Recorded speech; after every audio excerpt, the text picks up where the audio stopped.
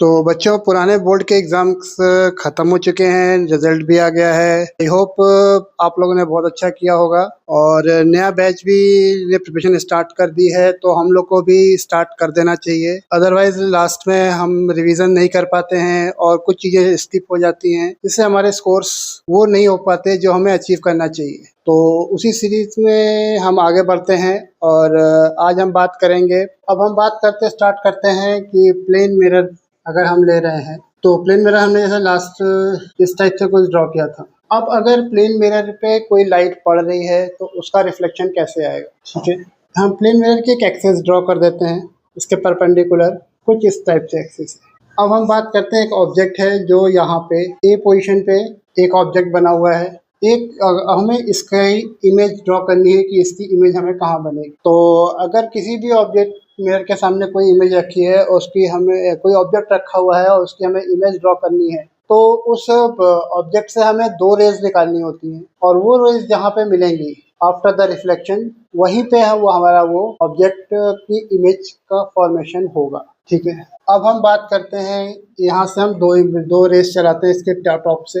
एक रेज हम एक्सेस के पहला रन करते हैं तो ये इसी एक्सिस पे जाएगी और क्योंकि ये आफ्टर रिफ्लेक्शन ये 90 डिग्री है, क्योंकि हमने इसके परपेंडिकुलर से एक रेज चलाई है इस एक्सिस के पैरेलल, तो ये रिफ्लेक्शन भी इसका इसी डायरेक्शन में वापस आ जाएगी। यानी क्या हुआ, अगर हम यहाँ से एक चीज़ ऑब्जर्व हमने कर रही कि एंगल ऑफ इंसिडेंट और एंगल ऑफ रिफ्लेक्शन बराबर है। अगर रेज 90 डिग्री पे जा रही है तो 90 डिग्री पे ही रिवर्ट हो रही है, रिफ्लेक्ट हो रही है। तो अब अगर हम बात करते हैं, इसका मतलब अगर ये हम थीटा मान लेते हैं, या मैं एक दूसरी रेज चलाता हूँ तो थीटा आपको एग्जैक्टली पता चले कौन सा एंगल मैं ले रहा हूँ। एक रेज हम ऐसे ड्रॉ करते हैं, रिफ्लेक्ट होके ये ऐसे रिफ्लेक्ट हो जाती है। ये एंगल मैंने थीटा लिया, ये मैंने थीटा डैश लिया, तो ये रेज ऐसे गई और ऐसे रिफ्लेक्ट हो गई। Angle of incident and angle of reflection दोनों हमेशा सेम होते, means theta is equal to theta dash.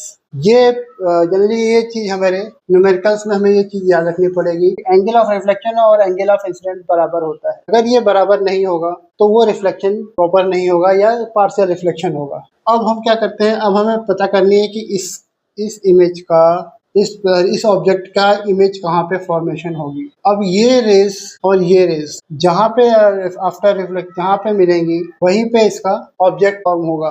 अब ये रेस वो रिटर्न होके ऐसे जा रही है तो इधर तो कहीं मिलेगी नहीं, और इसका आफ्टर रिटर्न ये ऐसे जा रही है तो ये इधर भी नहीं मिल सकती। तो इसका मतलब कि अगर हम इसके रिवर्स डायरेक्शन में बात करते हैं तो ये कहीं पे यहाँ पे इसका फॉर्मेशन हो रहा है, यहाँ पे इस पॉइंट पे यहाँ मिल रही है। तो इसका जो हमारा इमेज है वो मिरर के पीछे, मतलब वर्चुअल इमेज बनेगी जो कि कहीं मिरर के पीछे एग्जिस्ट कर रही होती है, एक वर्चुअल इमेज होती है। और ये सेम डिस्टेंस पे बनेगी जितनी डिस्टेंस पे हम यहाँ पे इन फ्रंट ऑफ मिरर हम ऑब्जेक्ट को हमने रखा होता है। ये आपने भी ऑब्जर्व किया होगा कि अगर आप शीशे के सामने खड़े होते हो, आपकी इमेज जितना आप मिरर से आगे खड़े होते हो उतने ही मिरर के अंदर आपको इमेज दिखती है। तो ये चीजें हमेशा बराबर होती हैं। और अब इसी बेसिस पे हमारे पास हमें क्वेश्चंस मिलते हैं कि भाई एरर आपको इस बेसिस पे आपको क्वेश्चन न्यूमेरिकल भी मिलते हैं कि आपकी इमेज कहाँ फॉर्मेशन होगी, क्या उसका कितने एंगल्स पे, अगर इतने एंगल्स पे हमारा वो थीटा या हमारे एंगल ऑफ रेज का इंसिडेंस है तो रिफ्लेक्शन का एंगल क्या होगा। तो इस टाइप के न्यूमेरिकल बनते हैं, या फिर ये रेज किस डायरेक्शन में मूव कर रही है, कैसे मूव कर रही है, तो इस टाइप के न्यूमेरिकल इस पे बनते जाते हैं। और अगर हम बात करते हैं, ये हमने सिंगल प्लेन की मिरर की बात की, अब मैं इसको इरेज कर दे रहा हूँ और हम बात करेंगे अब अगर हम दो मिरर, अगर अभी मैंने एक मिरर का कंसेप्ट लिया था, अब हम 2 मिरर का कंसेप्ट लेंगे। अब ये हमारे 2 मिरर हैं जो एक दूसरे पे कुछ एंगल्स से इंक्लाइन है। एक ऑब्जेक्ट है जो इस मिरर के इनके बीच में कहीं रखा हुआ है।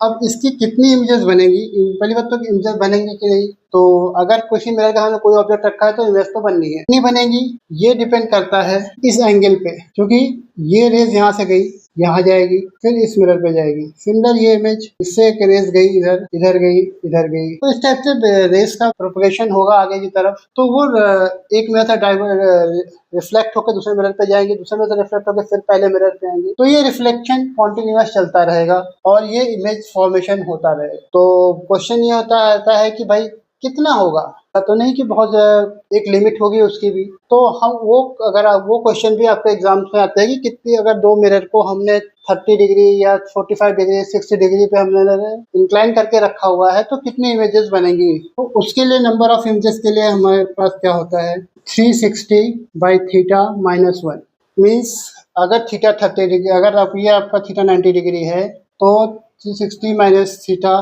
90/4 यानी 3 इमेजेस। अगर मेरा 90 डिग्री पे है तो आपकी 3 इमेजेस ही बनेगी। सिमिलरली आपका 60 डिग्री पे है तो 5 इमेजेस बनेगी। तो आपके पास ये फॉर्मूला है जिससे आप ये निकाल सकते हैं कि अगर आपके दो प्लेन मिरर किसी एंगल्स पे किसी भी एंगल्स पे हैं कितने नंबर ऑफ इमेजेस फॉर्म करेंगे। तो आज इसको हम यहीं पे छोड़ते हैं। मैं आपको एक क्वेश्चन दे के छोड़ रहा हूँ। अगर हमारे दो प्लेन मिरर हैं जो एक दूसरे के पैरेलल हैं, यहाँ पे कोई ऑब्जेक्ट रखा है तो इसकी आप नंबर ऑफ इमेज आप हमें कमेंट करके बताएंगे कि इस अगर ये सिचुएशन है दो प्लेन मिरर दूसरे के पैरेलल में है तो कितनी नंबर ऑफ इमेजेस बनेंगी ये आप हमें कमेंट में बताएंगे। ठीक है बच्चों, तो आई थिंक ये इतना समझ में आ गया। अब मैं आपको नेक्स्ट क्लास में ये बताऊंगा कि अगर एक रेड लाइट ये लाइट रेज किसी वन मीडियम से सेकंड मीडियम में ट्रांसफर होती है तो उसके साथ क्या होता है। फिर हम आगे बात करेंगे अदर लेंसेज और अदर मिरर्स की। पर होप जब तक हम आगे तभी बढ़ेंगे जब आप मुझे इसका आंसर देना स्टार्ट करेंगे कि आपको चीज़ें समझ में आ रही हैं। कोई चीज़ अगर नहीं समझ में आई तो भी आप मुझे कमेंट करिए कि क्या समझ में नहीं आया, और इसके आंसर पे ही हम डिपेंड करेगा कि हम कितनी फ्रिक्वेंटली हम आगे बढ़ पाएं। ठीक है बच्चों, तो आज क्लास को यहीं पर फिनिश करते हैं। मिलते हैं नेक्स्ट क्लास में।